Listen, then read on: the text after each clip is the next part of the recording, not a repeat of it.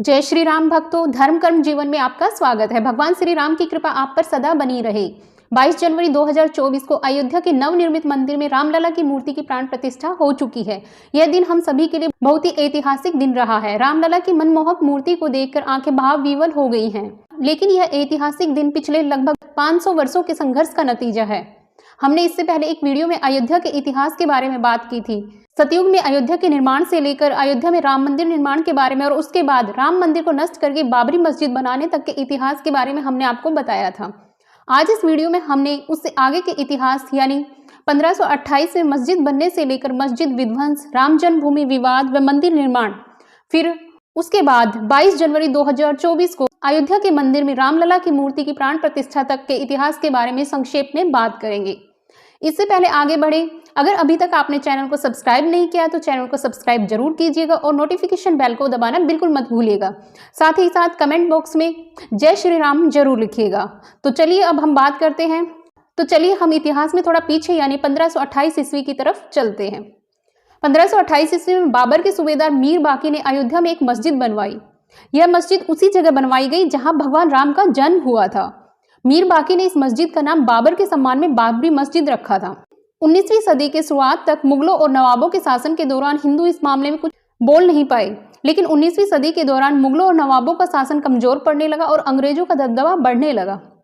अंग्रेजी हुकूमत के प्रभावी होने के दौरान हिंदुओं ने यह मामला उठाया और कहा कि यह बाबरी मस्जिद भगवान राम के जन्म स्थान पर बने मंदिर को तोड़कर बनाई गई है। इसके बाद से ही रामलला के जन्मस्थल को वापस पाने के लिए हिंदुओं और मुसलमानों में लड़ाई शुरू हुई। सबसे पहले 1858 में यानी मस्जिद बनने के 330 साल बाद हिंदुओं और मुस्लिमों में लड़ाई हुई, तो यह लड़ाई कानूनी लड़ाई में बदल गई जब परिसर में हवन पूजन करने पर एक FIR दर्ज हुई। दिसंबर 1858 अवध के थानेदार ने अपनी रिपोर्ट में बताया कि परिसर में चबूतरा बना है। यह पहला कानूनी दस्तावेज था जिसमें परिसर के अंदर राम मंदिर के साक्ष्य होने के प्रमाण मौजूद थे। इसके बाद तारों की एक बाड़ खड़ी कर विवादित भूमि के आंतरिक और बाहरी परिसर में मुस्लिमों और हिंदुओं को अलग अलग पूजा और नमाज की अनुमति दे दी गई। यानी हिंदुओं को पूजा करने की और मुस्लिमों को नमाज पढ़ने की अनुमति दे दी। इसके लगभग 27 साल बाद 1885 में राम जन्मभूमि के लिए लड़ाई अदालत में पहुंची, जब निर्मोही अखाड़े के महंत रघुबर दास ने फैजाबाद के न्यायालय में राम जन्मभूमि के स्वामित्व को लेकर दीवानी मुकदमा दायर किया। महंत रघुबर दास ने बाबरी ढांचे के बाहरी आंगन में स्थित राम चबूतरे पर बने अस्थायी मंदिर को पक्का बनाने और छत डालने की मांग की थी। उस समय जज ने फैसला सुनाया कि उस स्थान पर हिंदुओं को पूजा अर्चना करने का अधिकार है, लेकिन वे जिला अधिकारी के फैसले के खिलाफ मंदिर को पक्का बनाने और छत डालने की अनुमति नहीं दे सकते थे। तो इसके बाद 1949 में एक बहुत ही अद्भुत घटना होती है। 22 दिसंबर 1949 को बाबरी ढांचे के भीतर गुंबद के नीचे कुछ मूर्तियां प्रकट हो जाती है। मुस्लिम समुदाय का मानना था कि ये मूर्तियां यहाँ रखी गई हैं, जबकि हिंदुओं का कहना था कि मूर्तियां स्वयं प्रकट हुई हैं। इस तरह से हिंदू और मुस्लिम दोनों गुटों के बीच में तनाव बढ़ गया और तनाव को बढ़ता हुआ देखकर उस समय की सरकार ने उस स्थान पर ताला लगाने का आदेश दे दिया। इसके बाद आता है 1950 में हिंदू महासभा के सदस्य गोपाल सिंह विशारद ने 16 जनवरी 1950 को फैजाबाद के सिविल जज की अदालत में मुकदमा दायर किया, जो कि आजादी के बाद पहला मुकदमा था। उन्होंने ढांचे के मुख्य गुंबद के नीचे स्थित भगवान की प्रतिमाओं की पूजा अर्चना की मांग की। 5 दिसंबर 1950 को ऐसी ही एक और मांग करते हुए महंत रामचंद्र परमहंस ने भी मुकदमा दायर किया। 1951 में दोनों ही मुकदमों में न्यायालय ने मुस्लिम पक्ष को पूजा अर्चना में बाधा न डालने की सलाह दी थी। इसके बाद आता है 17 दिसंबर 1959 को। 17 दिसंबर 1959 को रामानंद संप्रदाय की तरफ से निर्मोही अखाड़े के 6 व्यक्तियों ने मुकदमा दायर कर इस स्थान पर अपना दावा ठोका और वहां पर पूजा अर्चना की मांग रखी।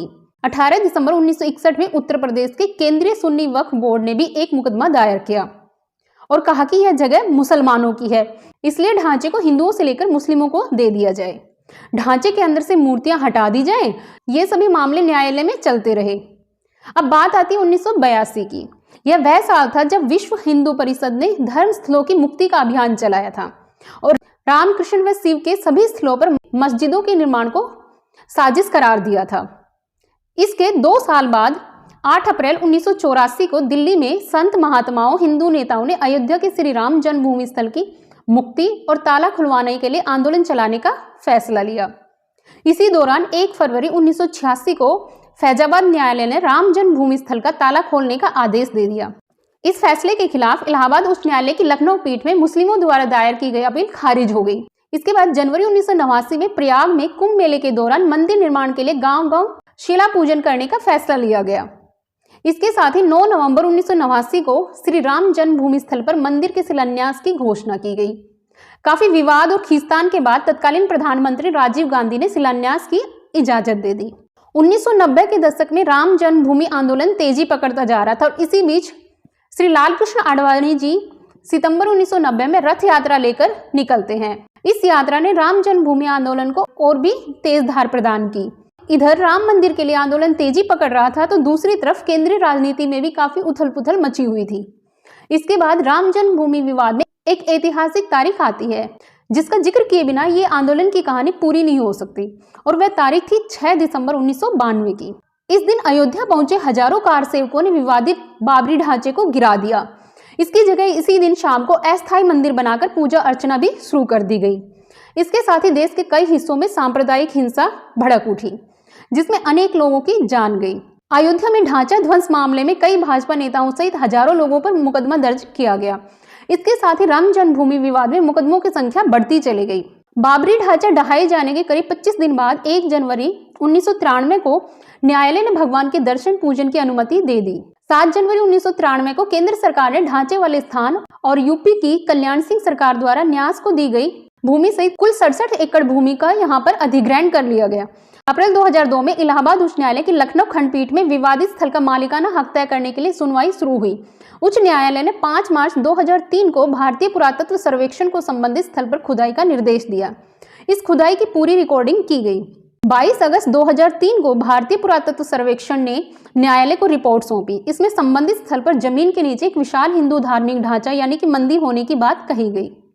फिर 30 सितंबर 2010 को इलाहाबाद उच्च न्यायालय ने एक फैसला सुनाया जिसमें विवादित स्थल को 3 बराबर भागों में बांटते हुए इसे 3 पक्षों श्री रामलला विराजमान, निर्मोही अखाड़ा और सुन्नी सेंट्रल वक्फ बोर्ड को देने का आदेश दिया। न्यायाधीशों ने बीच वाले गुंबद के नीचे जहां मूर्तियां थी उसे जन्म स्थान माना।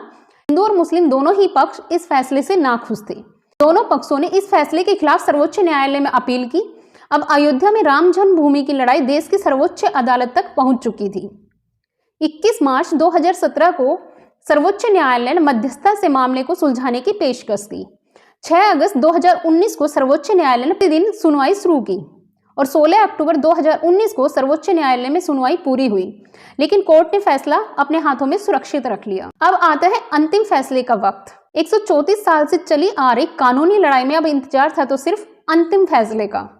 9 नवंबर 2019 को सर्वोच्च न्यायालय ने विवादित स्थल को श्री राम जन्मभूमि माना और 2.77 एकड़ भूमि रामलला के स्वामित्व की मानी। वहीं निर्मोही अखाड़ा और सुन्नी वक्फ बोर्ड के दावों को खारिज कर दिया गया।